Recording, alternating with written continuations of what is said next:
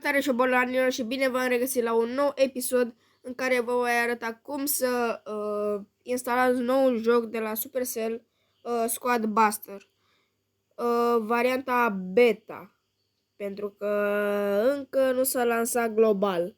Deși mulți content creator n-au aflat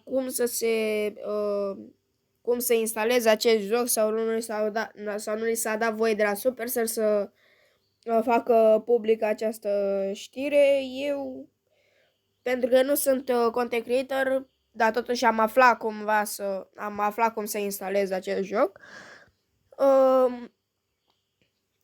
Nu voi avea nicio consecință că vă voi arăta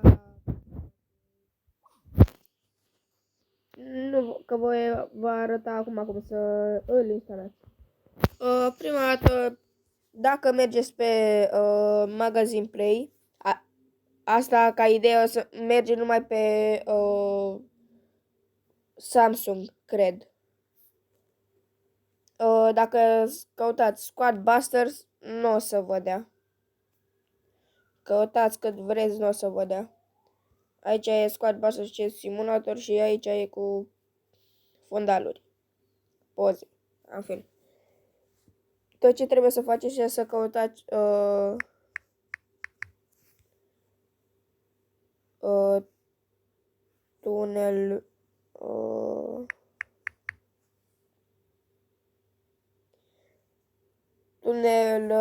TunnelBear VPN, îl instalați și apoi va trebui să-l deschideți și să vă faceți cont.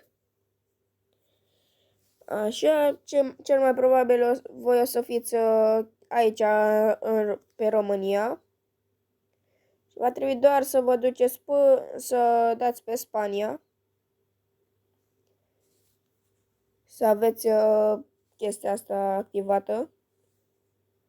Ok. După aia puteți să ieșiți. Doar să rămână aplicația aici. Ok. Intrați din nou pe Magazine Play.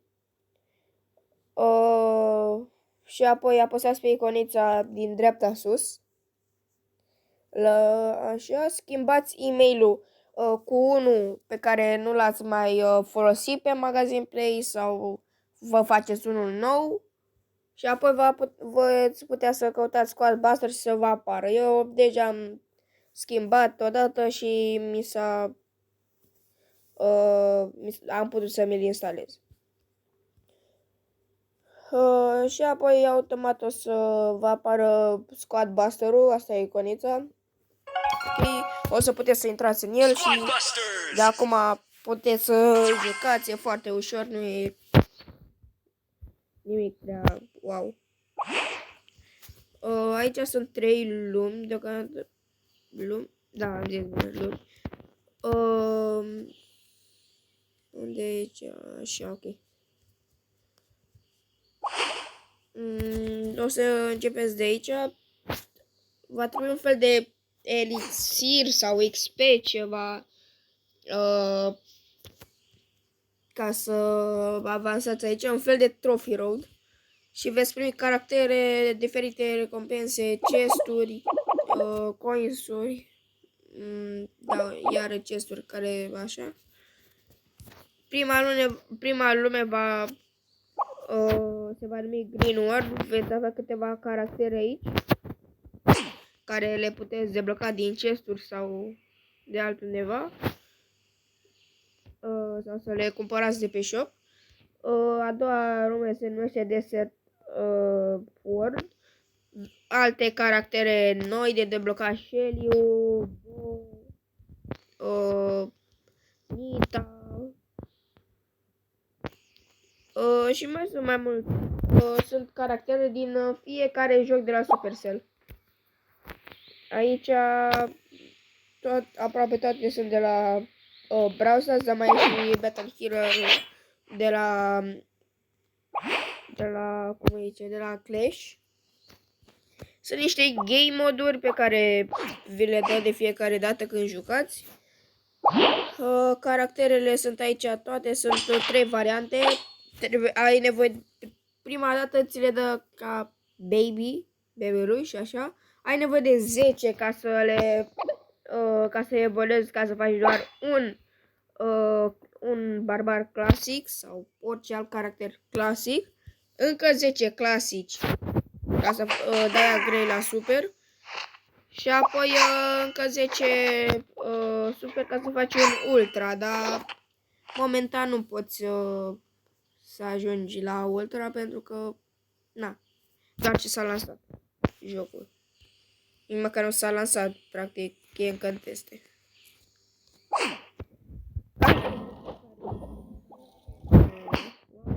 Și dacă vă faceți,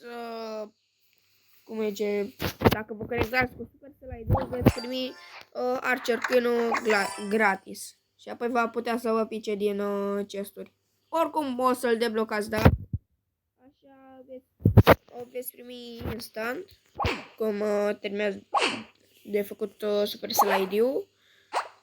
Și aici puteți face party-uri, puteți să adăugați la prieteni diferiți oameni. Nu știu exact cum ar arăta un party, dar uitați-vă pe cine am eu la ad. Faza e că puteți să adăugați oameni la prieteni fără să dea accept. Pur și simplu îi adăugați și atât. Și o să dau și un match așa de probă. Să opresc numai sonorul să mă pot auzi. Da, și la a doua lume s-ar putea să vă dea două game moduri. Cum a fost adineauri bonus. Aici vă arată de fiecare dată ce face. Trebuie să vă alegeți un caracter cu care să începeți. Așa, copacii poți să îi spargi numai cu un anumit caracter, pe nume Greg. Trebuie să bateți toate caracterele pe, nici chiar toate, să vă luați resurse. Mergeți la cutii, vă luați alte caractere și sunt alți jucători sau boți, depinde, acum sunt și jucători chiar din varianta beta și fiecare caracter are o abilitate. Sunt și spell-uri, cum ar fi Rage, și încă ceva care am observat abia acum. Puteți da, nu mai știu ce vreau să zic. Da, când bateți niște fantome de astea, Royal Ghost-uri, o să devină ale voastre, nu o să rămână cu voi, dar o să se ducă după player sau după anumite caractere. Odată ce ai 3 caractere de același fel, și încă ceva, odată ce omori un player, o să ai acces la un chest complet gratuit, n-ai nevoie să dai nimic.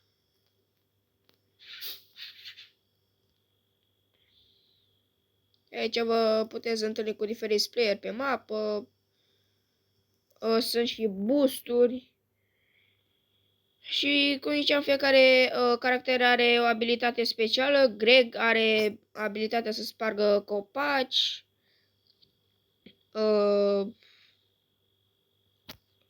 Cum zice, barbarul poate să devină elite barbar, cum ar veni să dea mai mult damage, cred că este odată ce și-a damage sau nu știu exact, oricum puteți să vă uitați oricând. Am și eu aici câteva fantome, nu multe, doar câteva. Ok.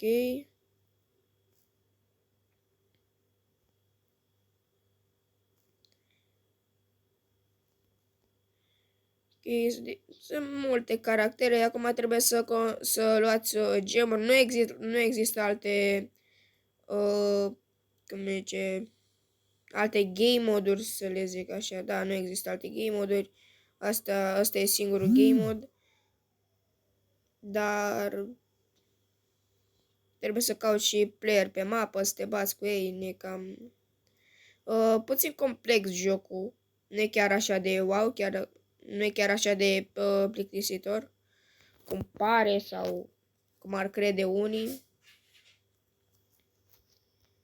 Și cine are cele mai multe gemuri la finalul meciului o să ia locul 1, e clasamentul acolo în dreapta pe meci. După cum vedeți, eu am locul 3 și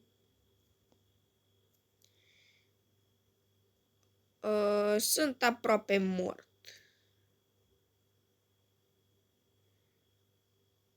Aici de când, ce am observat când îți moare chiar și un caracter, o să pierzi din gemuri. Și nu e prea afacere, să zic așa. Cam asta a fost și meciul un meci așa de probă, să vedeți. La început va fi foarte ușor pentru că o să vă dea numai cu boți, niciun player. Și la final, dacă aveți, o să vă arăt unde va apar, puteți să, cum zice, să deschideți la finalul fiecărui meci. Și acest bonus de apare acolo jos e win streak-ul. Nu contează câte win streak-uri ai, dar dacă ai peste 3, o să îți rămână la 3, nu nimic mai mult. Și apar diferite oferte aici și aveți și shop cu content creator-ul, cod de content creator. Și da, avem și un PES. Contează gemurile pe care le ai și cu atât te avansează aici. Tot la fel, poți să bagi bani și o să te avanseze foarte mult. 20.000 de coinsuri sau evoluție instantă, chesturi care apar aici lângă deasupra butonului de play. Avem și questuri. Ok. Și mega unituri, adică tot un fel de caractere, doar extra. Adică sunt mult mai puternice. La PES poți să iei chiar foarte multe. Și unde e PES-ul? Dacă ai PES-ul poți să iei foarte multe, dar totuși apar și la cele free. Și odată ce ai terminat un PES, poți să mai iei încă unul. Sunt 2 PES-uri într-un sezon, cum ar veni. Deci, și după aia vei avea aici unde apare Start a New PES. La următorul PES va fi ceva bonus. Nu știu, nu mai știu exact ce bonus e, dar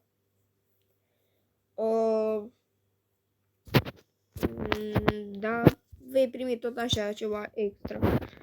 Emote pe cum era și înainte varianta beta și înainte să se schimbe multe pe Brawl, cum era din varianta beta, și diferite caractere. V-am arătat, cam asta e jocul. Interesant și fiecare caracter va face o animație dacă apeși pe el. Ok, și odată cam pe la 12 ore, ceva de genul, după abia încep. Vreau să văd câteva coinsuri și caractere, puncte pe caractere. Eu v-aș sugera să vă uitați așa fiecare caracter ce face. Ok, și cam asta a fost jocul. Sper că v-am ajutat, sper că vă va plăcea jocul și o să mai revin eu cu alte episoade și un anunț trist pentru cei care au rămas la final. I-am pierdut un cont de Brawl. Contul meu principal. Nu tocmai că l-am pierdut, dar nu mai pot să joc pe el. Îl am, dar nu pot să joc pe el. A fost nu banat. Funcționează ca un fel de ban, dar totuși încă e activ contul. Doar mi-a zis că că ar fi ceva abuziv play, ceva de genul, și mi s-a închis într-un fel contul pentru securitate. Și nu durează un anumit timp ca ban, trebuie să să vorbești de pe contul respectiv cu Supercell și cu Supercell Support și să dai datele la cont, să arăți, să-ți confirme identitatea pentru a debloca înapoi contul. Și asta e destul de ușor de făcut. Problema e că eu sunt deja eram deja în altă convorbire cu Supercell-ul pe contul respectiv și acum nu pot să încep o nouă conversație. Trebuie să-i dau end, să închei conversația, dar n-am cum. Deci rămâne de văzut. Probabil cândva mi-l voi recupera. Bine, cam asta a fost episodul. Salutare și bună!